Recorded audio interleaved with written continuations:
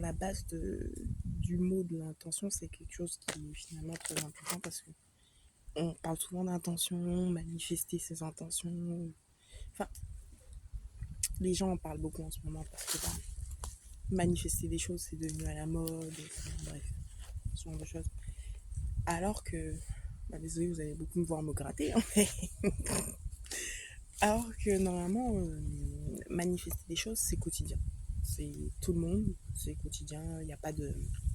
En fait, c'est pas vraiment de la magie, en fait, hein. C'est juste que tu crois vraiment en quelque chose, tu le fais avec beaucoup d'intention, même si ça se réalise pas par ton intention, à force de ta persévérance, en fait, ça va se réaliser. Donc c'est juste quelque chose de logique quand on connaît les lois universelles de l'univers, ouais. Les lois universelles de l'univers. Bref, mais ouais, c'est logique. Donc l'intention, attention. Donc on en a toutes une. On peut toutes activer en fonction de l'action qu'on mène en fait. De toute façon, une action a toujours une intention. Voilà. Chaque être humain va mener des actions qui ont une intention. Maintenant, moi aujourd'hui, je voulais vous parler de l'intention que je mets bah, j'allais dire dans mes remèdes, mais pas que, mais dans la passion, dans ma passion au final, parce que Holisticaire, c'est pas qu'une marque que j'ai créée pour fabriquer des remèdes et avoir des revenus. En fait, c'est vraiment, j'en ai besoin en fait. C'est même pas vous qui me faites vivre, c'est ma passion qui me fait vivre en fait. Donc au final, elle me permet de faire des choses qui vont nourrir mon esprit, l'épanouir. Donc l'intention que je mets en fait dans la fabrication de mes remèdes, pour moi, c'est le petit plus qu'il n'y aura pas dans d'autres remèdes, même si tout le monde a une intention, encore une fois. Mais encore une fois, si ton intention, par exemple, en tant que chef d'entreprise, et ce qui est totalement logique, hein, en tant que chef d'entreprise, quand tu rentres dans le mood business, et j'y étais, c'est pour ça que je trouve que c'est important que je vous fasse cette vidéo, bah, tu rentres, tu as une passion, tu veux vivre de ta passion.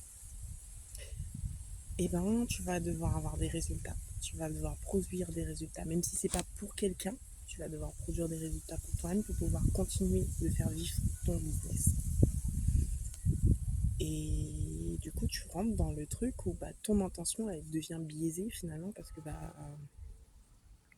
il faut que tu aies des résultats. Donc en fait, il faut que tu produises. Donc en fait, l'intention que tu vas mettre quand tu vas vendre, quand tu vas fabriquer le produit, va plus être la même que quand tu le faisais par plaisir, sans attendre de résultats. Et ça, on le sait tous, sauf qu'au bout d'un moment, tu dis oui, mais comment je fais pour continuer si je fabrique pas, par exemple, 50 produits, si je vends pas 60 produits par mois. Et c'est là où on rentre dans le mood business. Et au final, le mood business, c'est plus une passion. En fait, quand tu utilises le mot c'est mon business, c'est mon entreprise, c'est mon. Enfin, ouais, c'est ma raison de vivre. Enfin, ce genre de truc qui demande un sacrifice derrière. Et là, tu biaises ton truc. Alors que des fois, le truc, il commence bien. Hein. Des fois, tu commences, t'as une mission divine. En fait, t'as une mission divine que tu transformes en passion. Alors qu'à la base, c'est pas ça. Et là, moi, je vais vous dire, ça matche pas. Ça matche pas. Après, oui, il y en a qui c'est comme trouver un travail alimentaire, par exemple, qui veulent créer des entreprises pour avoir un travail alimentaire. Dans ce cas-là, le sens du business va fonctionner. Ça va fonctionner, il n'y a pas de souci, parce que tu vas mettre ton intention à avoir des résultats et tu vas les matérialiser, tes résultats. Parce que tu aimes le faire et parce que tu as l'intention de gagner ta vie comme ça. Sauf qu'au bout d'un moment, quand c'est ta passion et que tu gagnes ta vie autrement, mais que voilà, ta passion, tu aimerais bien que ça reste ta passion quand même. Tu te retrouves à avoir des énergies biaisées, on va dire. Et ouais, tu as des obligations de résultats déjà envers toi-même, envers ton portefeuille. envers, parce que forcément, dans la matière, tu as des charges à respecter. Pour pouvoir vendre des produits, pour pouvoir vendre par exemple une vingtaine de produits, tu vas devoir mettre tel montant. Et donc oui, au bout d'un moment, forcément, faut pas se leurrer, faut pas trop rêver non plus.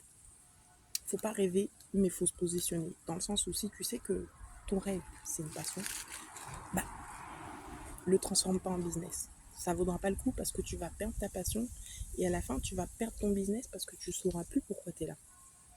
Ce que tu as commencé par passion, que tu as voulu transformer en business, et ben, au bout d'un moment, ça va carrément perdre parce que en fait, c'est pas ce que tu as commencé. C'est pas ce que tu as commencé. Ça va juste. C'est juste. Tu te contre. Tu fais du contresens dans tes propres énergies. Donc, bah, après, bon, forcément, moi j'ai commencé, bon, après, il y a super longtemps. Et j'ai jamais voulu. Au début, je voulais pas passer ça en entreprise et faire les choses. Sauf qu'au bout d'un moment, bah ouais, je me retrouvais un peu bloquée. Je voulais faire des salons, faire plein de choses.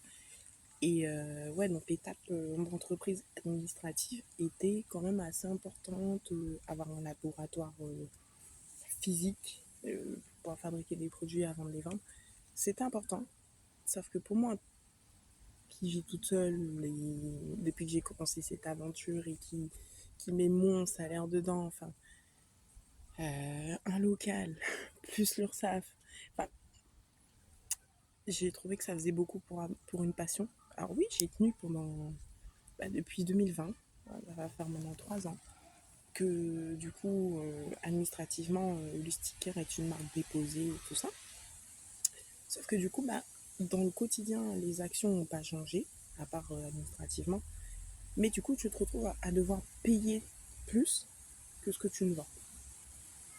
Et ça, c'est un forfait, imaginons un forfait de base pour une personne qui crée des cosmétiques, parce qu'on des fois, on pense à la production, mais on ne pense pas à tous les 3 mois, le trimestre de l'URSSAF qu'on va payer, quoi. Et, et ça, nous, on ne peut pas choisir des statuts qui te permettent de juste vendre et revendre sur Internet. Ça, il y a des filles qui, effectivement, ont des marques artisanales de cosmétiques, mais qui ne les fabriquent pas elles-mêmes. Et c'est un parcours différent. C'est un parcours différent. Aujourd'hui, j'en suis même plus à juger qui que ce soit parce que je pense qu'on a des missions différentes. Mais c'est un parcours totalement différent. Et oui, là, tu as des statuts qui te permettent de ne pas forcément payer ce qu'un artisan qui fabrique lui-même ses remèdes va payer. Et ça, peu importe ce que tu vends à l'année. Donc, moi, personnellement, j'ai décidé de retirer mon entreprise de la société. Parce que déjà, je considère que bah, elle ne fait pas partie de la société. Et de deux, je ne l'ai pas créée pour ça. Donc, en fait, déjà, j'aurais juste plus de numéro SIRET. Bon, tout ce que ça change, c'est ça, c'est que j'aurais juste plus de numéro SIRET. De un. De deux, le gros point, c'est que je ne vais plus payer. Je ne vais rien payer. Bien sûr, après, c'est pas. Moi, je le dis honnêtement, c'est pas légal. C'est pas légal d'avoir une entreprise non déclarée. Enfin, forcément. J'espère que personne ne l'a entendu. Attends, mais de toute façon, je vais la partager sur Instagram. Mais bref. Euh, mais ouais, et puis de toute façon, ce que je fais, moi, c'est aider les autres. J'ai pas envie de mourir pour ça. Je pense que c'est un peu logique. Et bah, en attendant, bah, t'es seul à prendre des charges, à payer des choses. Parce que les charges, elles sont pas que émotionnelles. Là, on parle de charges financières, genre payer un local, payer son loyer, payer ses factures au mois, plus encore payer l'URSSAF, son local, l'électricité de son local, l'internet, l'assurance. Enfin, ouais, moi j'ai tenu et comme c'est une passion, bah t'y vas, tu te dis bah c'est dur, mais ouais, qui va le faire à ma place? Ce genre de phrase qu'on se donne pour continuer dans la pathologie. Et puis on y arrive bien, hein. On y arrive bien. Pour certains, on peut rester longtemps dans la merde comme ça, mais en croyant qu'on va quelque part, en fait. Du coup, ça te motive à continuer. Au bout d'un moment, je me suis dit, mais en fait, non, je comprends pas. On me demande de payer alors que mon entreprise, elle demande pas forcément aux gens de payer. Justement, elle est là pour aider les gens au moindre coût, en fait. Mais du coup, je vais devoir augmenter mes prix si je me retrouve moins derrière à avoir des coûts aussi énormes. Et moi-même, je ne paierai pas un pot de baume à 20 balles. Tu te retrouves à faire des trucs qui correspondent plus à tes valeurs. Donc, au bout d'un moment, en fait, c'est où tu cuts ton business. En fait, où tu abandonnes tout si tu vas arrêter de payer. Ou alors, tu changes tout le mood ou tu fais délocaliser ou comme les gens ils font, voilà, faire fabrique ailleurs ou blablabla. Tu as d'autres solutions de toute façon. Sauf que bon, dans mon cas précis, Holisticaire, c'est une mission de vie. Enfin, quand je l'ai commencé, c'est déjà le nom, c'était pas Holisticaire. Petite anecdote, c'était Miss Eboli. C'était basique, quoi, c'était classique. Mais ouais, ça date depuis 2011. Et en fait, c'est comme l'extension de mon âme qui clairement a grandi avec moi, en fait. Qui a évolué, en fait. D'abord, c'était des soins capillaires, parce que c'est en fait moi-même, à la base, j'avais des galères parce que je suis née en Côte d'Ivoire quand je suis arrivée ici. Mes cheveux commençaient à tomber. J'avais du mal, en fait, avec les soins capillaires.